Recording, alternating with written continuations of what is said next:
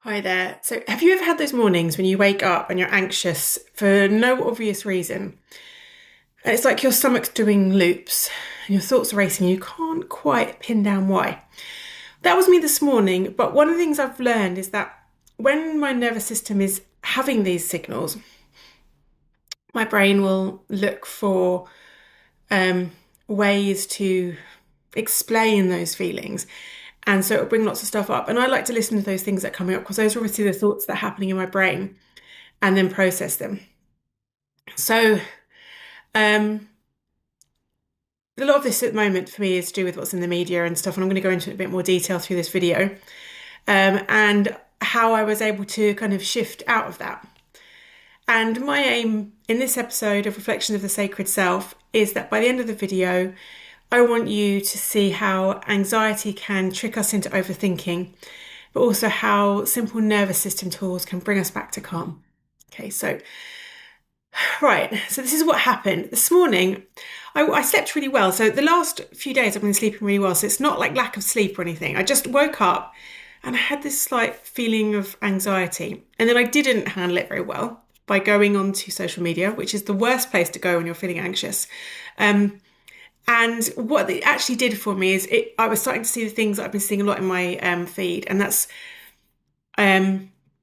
and I know that all over the world people are having issues, but obviously this is particularly in the UK, lots of things coming up about asylum seekers and negative talk about that, and even like seeing positive things about the way that asylum seekers have contributed to our society. And then I'm going into the comments and I'm reading all of those and I'm seeing all the go back to your home, do this, and all these kind of comments. And my brain was spiraling because, and it's kind of like a bit of a crazy way to think of this because I am white, okay? But because of some of my features, I have experienced racism for people who think that I must have a black family member, and that's why I look the way that I look. And the irony is, I don't. Um, the biggest chunk of my heritage is British, so yeah, I've got lots of other European stuff in there, but I'm European with the largest chunk being British. So I am British, but the fear that was going through my brain was because I don't look typically British, because I look like I could have origins from outside the UK, is that going to make me a target? And is it going to make my son a target? And these are totally worst case scenario spiraling thoughts. And it's the kind of pattern we can fall into when we allow our anxiety in our brain and everything to take over without us catching ourselves. One of the things, because I'm quite experienced at doing this, I'm very good at catching myself. And like I was like, you really are spiraling into nowhere for no reason. And then I think as well, partly because my son is away this weekend, so I was a little bit lonely and I didn't have anybody to I haven't had anybody around the last few days to speak to about how I'm feeling. And so I felt quite like this. Um, and I think it all just compounded on top of itself so that I was like feeling all of these negative stuff. And I realized it wasn't about the politics or the environment. It was my nervous system searching for safety. So it was kind of like going through all these loops because it wasn't feeling safe. And that was like doing stuff into my body. So what I was noticing in my body, and this in and of itself can help, right? Is starting to notice when you're feeling anxious, what's happening in your body, because you're then starting to tune into what the nervous system is actually doing, what the body's doing, the senses that you're experiencing. And that is a form of mindfulness. And I'm not going to go into any scientific studies, I don't know off the top of my head, but I know there have been loads and loads of scientific studies into the benefits of mindfulness for mental health. If you want to see any kind of details about that, go and check out what Jordan Kabat-Zinn's done. He's basically the person who brought mindfulness over to the West and has proved that it has huge therapeutic benefits. And so when we feel the anxiety, I was finding I was tuning into how does my body feel. So I noticed my stomach was churning, my thoughts were racing, and then it started to tune in, okay, what's happening to your breath? And I think I want to do a video about just breath noticing another time, but we'll just talk about this now. When you've got anxiety, you notice that you start to hold your chest in. So you don't actually fully expand that breath. And it's like you can feel it's just really tight. Everything feels really constricted around the chest area. And that can happen when you're feeling anxious. So just it's starting to notice, okay, what is happening with my breath? And you don't even have to try and change it. What happens naturally when you start to draw your attention to the breath and you notice where it's restricted, the act of just noticing what is happening with your breath can change it. It's one of the very few. The breath is an interesting part of the body, and this wasn't meant to be about breath, but we'll go there anyway. The breath is one of the things that it happens automatically. So we have loads of things in the body that happen automatically, but we can also consciously control the breath. So if you think about all the other things that are happening in the body, like the kidneys processing waste or the heart beating or all the other things that are going on, we actually can't think, oh, I'm going to stop the heart from beating and we can control it. We can't do those things. I'm going to stop my kidneys working for the next 10 minutes. You can't consciously control what the kidneys are doing. They're doing what they do. But the breath is unique in that not only does it happen automatically, we don't have to think about it happening, but we can also control it. And so when we bring our attention to the breath and we notice what it's doing, our brain will naturally start to regulate our breath. So even just the act of noticing it can be huge. But what happens with the nervous system is when these sensations are going on in the body, and this is what's going on with the brain, so we send these messages up to the brain that, oh, my breath's tight and I can feel this feeling in my stomach and this is happening and my muscles are a bit more tense. So that goes up to the brain. And then the brain does what it does wonderfully and creates a whole story around it. So like everything that happens in the body happens, it sends the sensations to the brain, and the brain tells us why it is that's happening. And that you're not necessarily getting the right answer, but you have to come up with an answer for it. And if it feels right to you, then it feels right.